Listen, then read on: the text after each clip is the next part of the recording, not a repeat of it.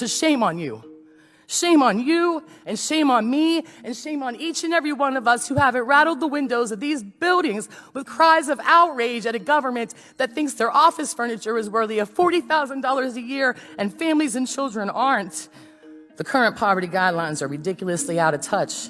I have 2 jobs and a bachelor's degree, and I struggle to make ends meet. The federal poverty guidelines say that I'm not poor, but I cashed in a jar full of change the other night so my daughter could attend a high school band competition with her band. I can't go grocery shopping without a calculator. I had to decide which bills not to pay to be here in this room today. Believe me, I pulled myself up by the bootstraps so many damn times that I've ripped them off. Good morning. My name is Amy Jo Hutchison. I'm a single mom of 2 who's lived in West Virginia all my life. Today I'm here to help you better understand poverty because poverty is my lived experience.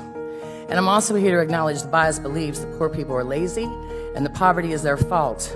But how do I make you understand things like working full-time for $10 an hour is only about $19,000 a year, even though it's well above the federal minimum wage of $7.25 an hour? I want to tell you about a single mom I met who was working at a gas station. She was promoted to manager, and within 30 days, she had to report her new income to DHHR.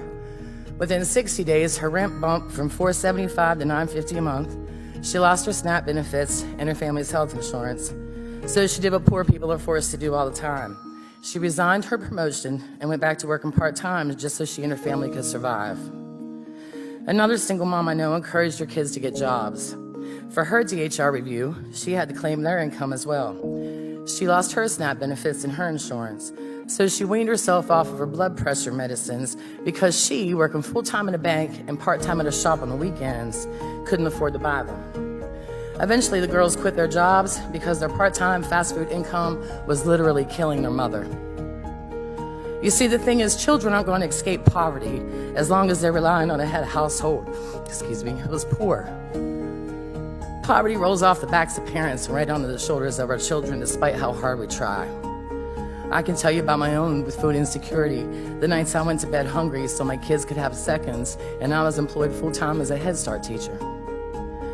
I can tell you about being above the poverty guideline, nursing my gallbladder with essential oils and prayer, chewing on cloves and eating ibuprofen like they're Tic Tacs because I don't have health insurance and I can't afford a dentist. The poverty line for a family of 3 is $21,720. Where I live, because of the oil and gas boom, a 3-bedroom home rents for $1,200 a month. So if I made $22,000 a year, which could disqualify me from assistance, I would have $8,000 left to raise 2 children and myself on. And yet the poverty guidelines wouldn't classify me as poor. I Googled congressman's salary the other day, and according to Senate.gov, the salary for senators, representatives, and delegates is $174,000 a year. So a year of work for you is the equivalent of almost 4 years of work for me, and I'm $24,000 above the federal poverty guidelines definition of poor. It would take 9 people working full-time for a year at $10 an hour to match y'all's salary.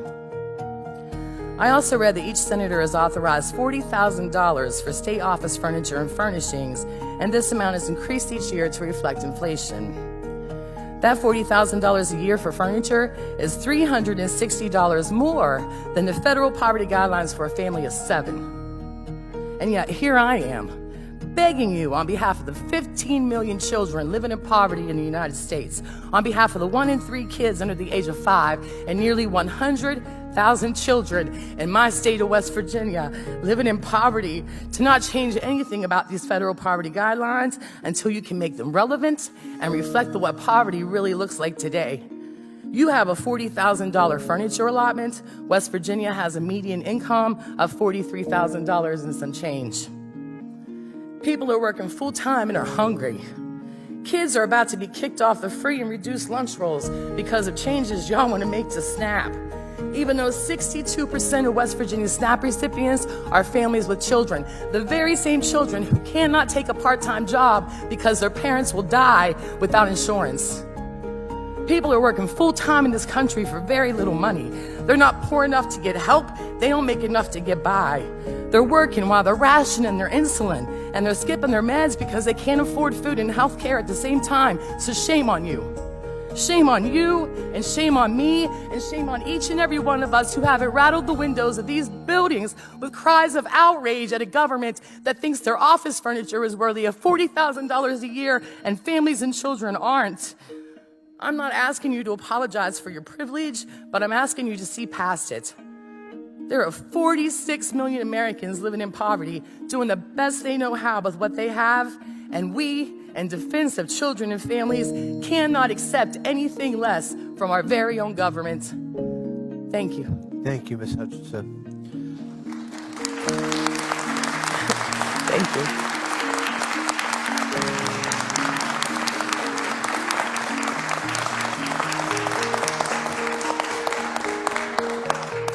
I think we just heard why this hearing is important.